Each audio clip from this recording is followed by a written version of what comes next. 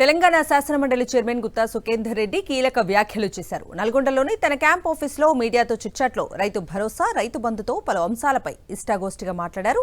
రైతు భరోసా, రైతు రుణమాఫీ అర్హులకే ఇవ్వాలని, రైతు బంధు కేవలం 10 ఎకరాల వరకు ఇస్తే చాలని ఆయన అన్నారు. సేద్యం చేసే భూములకు మాత్రమే రైతు బంధు ఇవ్వాలని కూడా ఆయన అన్నారు. శాసనమండలి రద్దు అనేది అసంబద్ధమని, అలాంటి పరిస్థితి ఏం లేదని స్పష్టం చేశారు. పార్టీ ఫిరాయింపులపై గతంలో తీసుకున్న నిర్ణయాలనే తీసుకుంటామన్నారు గుత్తా సుఖేందర్ రెడ్డి. ఇక ఇదే అంశానికి సంబంధించి పూర్తి అప్డేట్స్ ని మా ప్రతినిధి అశోక్ అడిగి తెలుసుకుందాం. అశోక్, అరుణ, నల్గొండ మీడియా చిట్చాట్లో గుత్తా సుఖేందర్ రెడ్డి, శాసనమండలి చైర్మన్ గుత్తా సుఖేందర్ రెడ్డి పలు కీలక సూచనలు రాష్ట్ర ప్రభుత్వానికి చేసినటువంటి పరిస్థితి ఉంది.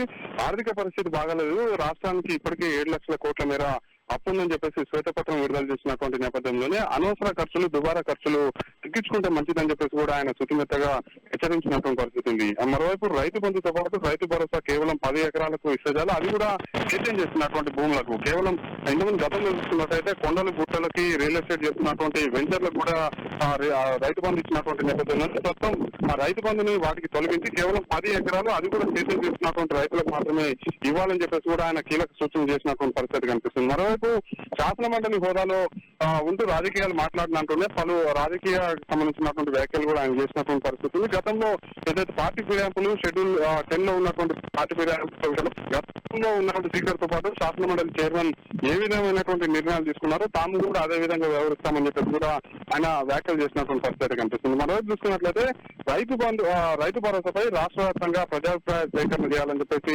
రాష్ట్ర ప్రభుత్వం ఏదైతే నిర్ణయం తీసుకుందో దాన్ని స్వాగతిస్తున్నానని చెప్పేసి కూడా ఆయన మాట్లాడినటువంటి పరిస్థితి కనిపిస్తుంది. శాసన మండలి రద్దు అనేది అసంబద్ధమైనటువంటి ప్రక్రియ, ప్రస్తుతం అలాంటి పరిస్థితి లేదని చెప్పేసి కూడా గుత్తా సుఖేందర్ రెడ్డి మాట్లాడారు. మరోవైపు 2026లో పునర్విభజన చట్టం ప్రకారం అమలయ్యేటువంటి అవకాశం ఉన్నటువంటి నేపథ్యంలోనే ఈ చట్టం ద్వారా తెలంగాణలో 34 అసెంబ్లీ స్థానాలతో పాటు ఏపీలో 50 అసెంబ్లీ స్థానాలు కూడా పెరిగేటువంటి అవకాశం ఉందని చెప్పేసి కూడా ఆయన వ్యాఖ్యానించారు. మరోవైపు చూస్తున్నట్లయితే తెలంగాణ రాష్ట్రానికి ప్రస్తుతం అయితే ఎత్తిపోతల పథకం ద్వారానే నీటి తీసుకొచ్చేటువంటి అవకాశం ఉంది తప్ప మరో మార్గం లేదని చెప్పేసి కూడా ఆయన చుట్టుపెత్తని హెచ్చరికలు జారీ చేసినటువంటి పరిస్థితి కనిపిస్తుంది. మరోవైపు కృష్ణా జలాల విషయంలో న్యాయబద్ధంగా తెలంగాణకు వాటా ఇవ్వడానికి ఏపీ ప్రభుత్వం సహకరించాలని చెప్పేసి కూడా ఆయన మాట్లాడారు. మరోవైపు చూసుకున్నట్లయితే ఇరిగేషన్ ప్రాజెక్టులు త్వరితగతిన పూర్తి చేయాలి, నల్గొండలో ఉన్నటువంటి పెండింగ్ ప్రాజెక్టులు ఏవైతే సొరంగ మార్గంతో పాటు బ్రాహ్మణ వెల్లంలో ప్రాజెక్టులు కూడా పూర్తి చేయాలి, దీనికి నిలకమైనటువంటి మంత్రులు కూడా కృషి చేయాలి, కృషి చేసే ఖచ్చితంగా